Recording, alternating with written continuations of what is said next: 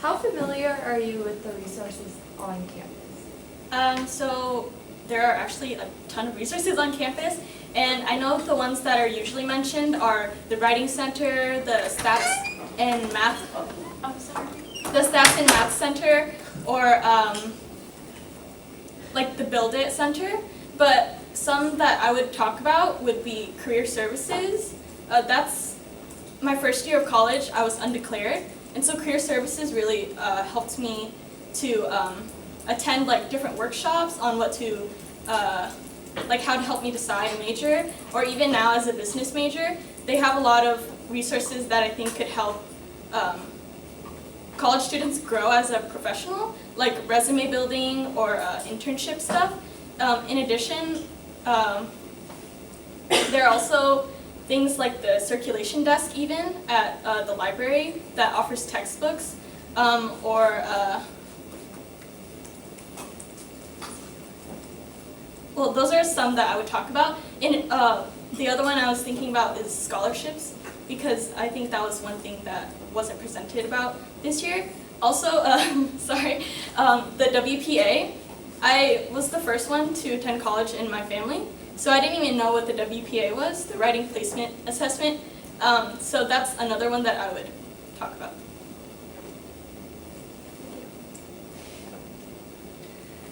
As academic coordinator, how can you make study hours more effective? So study hours, I think, are placed really strategically this year, as they're before GBM, and I actually really like that. I think one way, I'm sorry, can you repeat your question? Sure. How can you make study hours more effective? Okay, so one thing that I was told was to get a consistent group of people to attend study hours, but I think one thing to get more people to come is to always take a group picture after study hours. It shows, after sharing that picture, it shows like, oh, this person's there, maybe I should attend. Or another thing I thought about but wanted to try out was maybe like a quiet study session, because study sessions are about 4 hours, 3-4 hours, and I think, or whenever I attended study sessions, it's kind of like chatty, and I think people that wanted to actually study wouldn't enjoy that environment. So I think I would try like the first hour to be like quiet study session, and then the rest can be like normal studying. And so this year, our academic coordinator was able to lay the groundwork for a high school conference. How would you push to have a high school conference for next year's BSA? One thing that I was told, again, was that there's a high school task force, which includes all of the academic coordinators from other student organizations. And so I think I would always attend those meetings to get their advice on how to plan one. I would also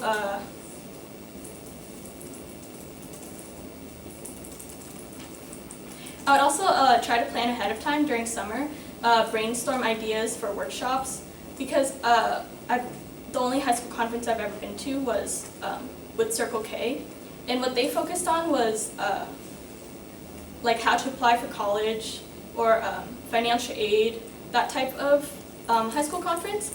And I think I would mash together like a cultural high school conference with like an academic, because I know I think APSA had like political and cultural workshops, but I would try to mix academic with cultural. I hope that answered your question. So now we're in open floor for questions.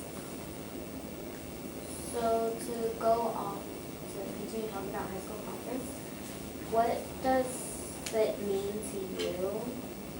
And because it would be the first one, if it happens next year, how would you make it your own? Going off of that, or referring to my previous question, which is I would mash together the academic with cultural, but I think another thing I would try to do is get performances from like various groups, like maybe the a cappella groups, or like theater, dance, music, because it would show students, oh, like state has these things, and like that's a reason I would want to go to state. Or can you repeat the question? What does high school conference mean to you, and how would you make it your own? So I thought about this. That was part of my speech, is that like, I'm from San Diego, and so I would reach out to the schools that I know would need that, and reach out to their AVID programs, because those students are the ones that like want to pursue higher education especially. And then how I would make it my own is really encourage them to come to state, because then if we see them next year, like that'd be really cool, like I affected your higher education.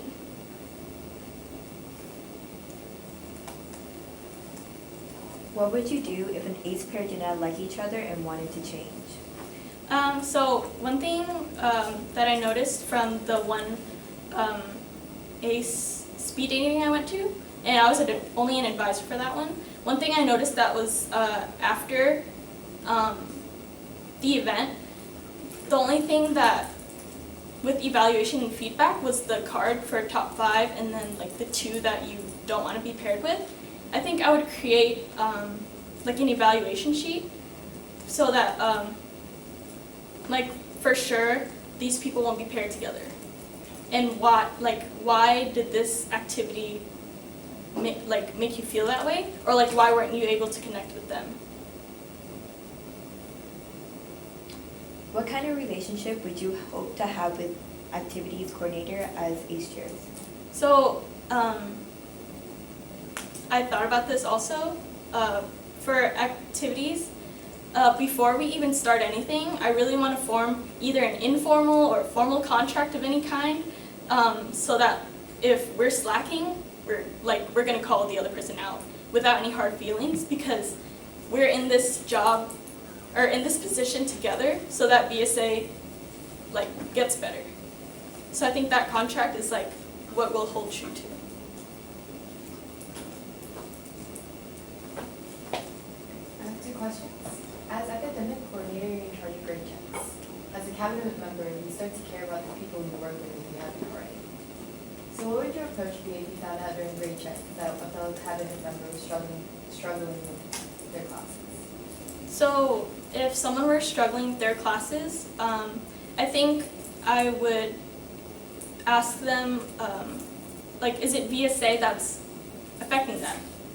Because then maybe CAB can help relieve them of some duties for maybe that amount of time, and then maybe offer them some resources to help with that class. And I think relieving their duties and then resources would be the main way.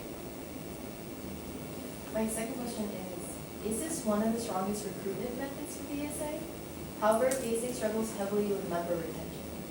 Knowing this, what changes would you make to it, if any? So member retention is something that I've always noticed, especially because we take group pictures after every meeting, and it's so sad to see the change over time. And so with member retention and ACE, I think having effective ACE socials would help those ACE pairs come back, because I know sometimes pairings, they never see their AN, J, or AM ever again after that semester.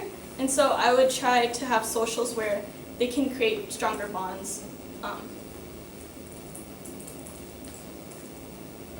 think that's all the questions we had. Thanks, Gabby. Thank you.